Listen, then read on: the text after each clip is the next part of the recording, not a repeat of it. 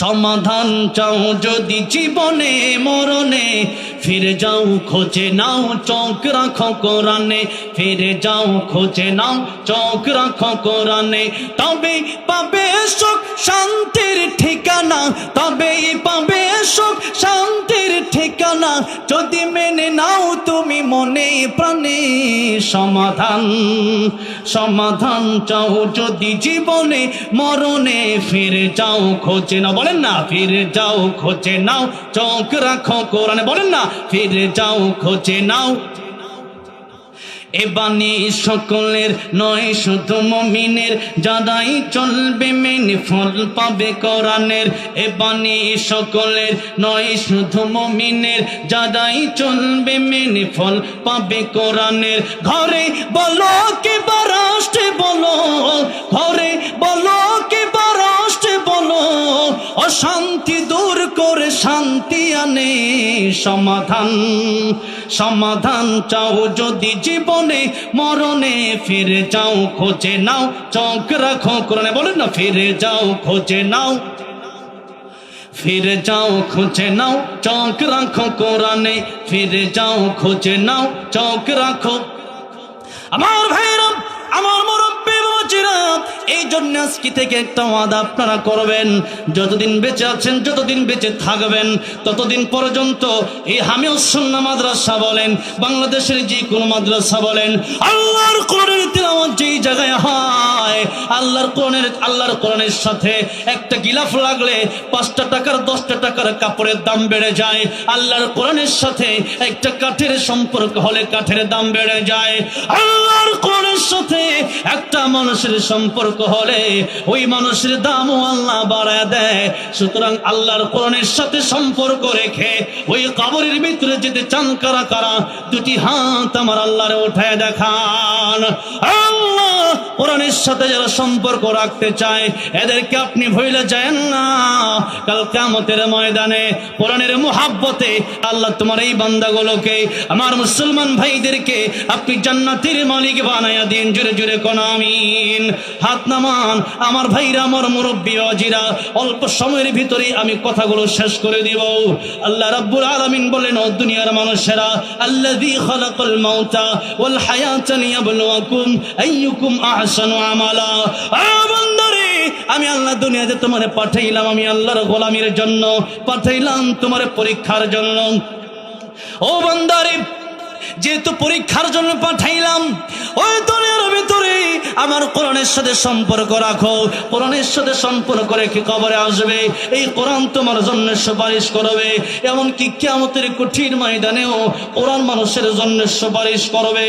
শুধু তাই না, মানুষটা জাহান্নামী হয়ে যাওয়ার পরেও ওই কোরআন আল্লাহ রাব্বুল আলামিনকে বলবে, আয় আল্লাহ তাআলা, তুমি যদি আমারে ভালোবাসো, আমি যদি তোমার কালাম হই, আয় আল্লাহ তাআলা, এই বান্দাকে তুমি জাহান্নামে দিবা।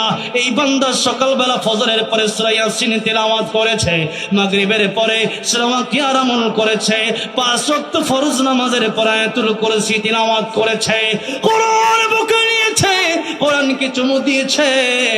আল্লাহ রাব্বুল আলামিন, আমি তো তোমার কালাম তোমারে চুমা দিতে পারে নাই, কিন্তু তোমার কালামকে চুমা দিয়েছে। এই বান্দা যদি জাহান্নামে যায়, আমি কোরআন নারাজ হয়ে যাব। আল্লাহ বলবেন, কোরআন তার তো নেকির চাইতে গুনার পাল্লাই ভারী হয়ে গেছে। এরপরেও কোরআন বলবে, কোরআন যারা শুরু করে দিবে, আল্লাহ তাআলা তার গুনার পাল্লা ভারী হতে পারে, কিন্তু আমি কোরআনকে বড়ই মুহাব্বত করেছে, আমি কোরআনকে বড়ই ভালোবেসেছে। যারা কোরআন তেলাওয়াত করেছে, আলেমদেরকে বড় ভালোবেসেছে, হাফেজ কোরআনদেরকে বড় ভালোবেসেছে। আল্লাহ তাআলা আজকের কিয়ামতের ময়দানে তুমি যদি তার জান্নাতের ভিতরে না দাও, আমি খুশি হব না। আল্লাহ বলবেন, কোরআন দুনিয়ার সব মাখলুক হইতে পারে, তুই তো মাখলুক না, তুই তো আমার কালাম। ও কোরআন রে, তোর সুপারিশ আমি আল্লাহ মঞ্জুর করে নিলাম।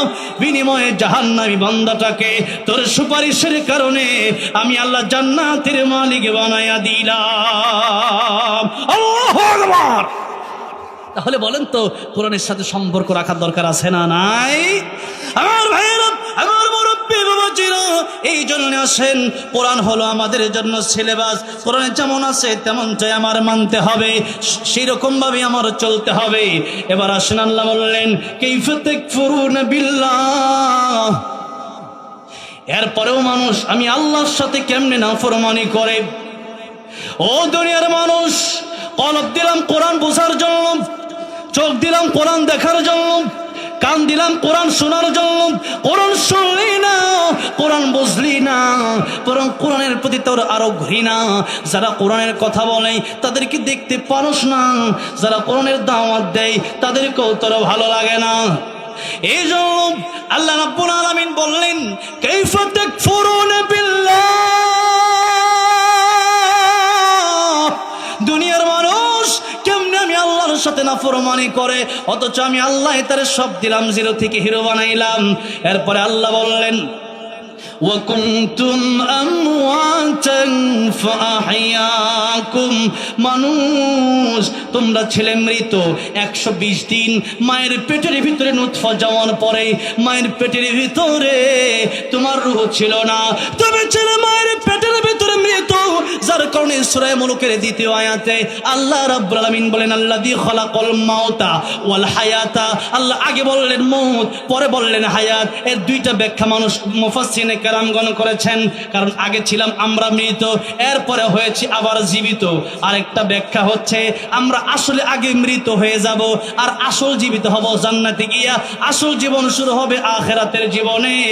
এই জন্য দুইটা কারণেই আল্লাহ রাব্বুল আলামিন বললেন আল্লাযী খালাকাল মাউতা ওয়াল হায়াতা। আমরা তো দেখতেছি আগে আমাদের জীবন, পরে আমাদের মরণ, কিন্তু আল্লাহ বললেন না, আগে তোমাদের মরণ পরে তোমাদের জীবন। 120 দিন মায়ের পেটের ভিতরে তোমরা মৃত মাংস ছিলে, ওই মৃত মাংসের ভিতরে আমি আল্লাহ রূহ দিলাম, জীবিত আমি আল্লাহ করলাম, বড় আমি আল্লাহ বানাইলাম। এখন তোমার নেতারে পায়া তোমার নেতার নাম তুমি জপতে পারো, আমি আল্লাহর নাম তুমি জপতে পারো না। কিয়ামতের কঠিন ময়দানে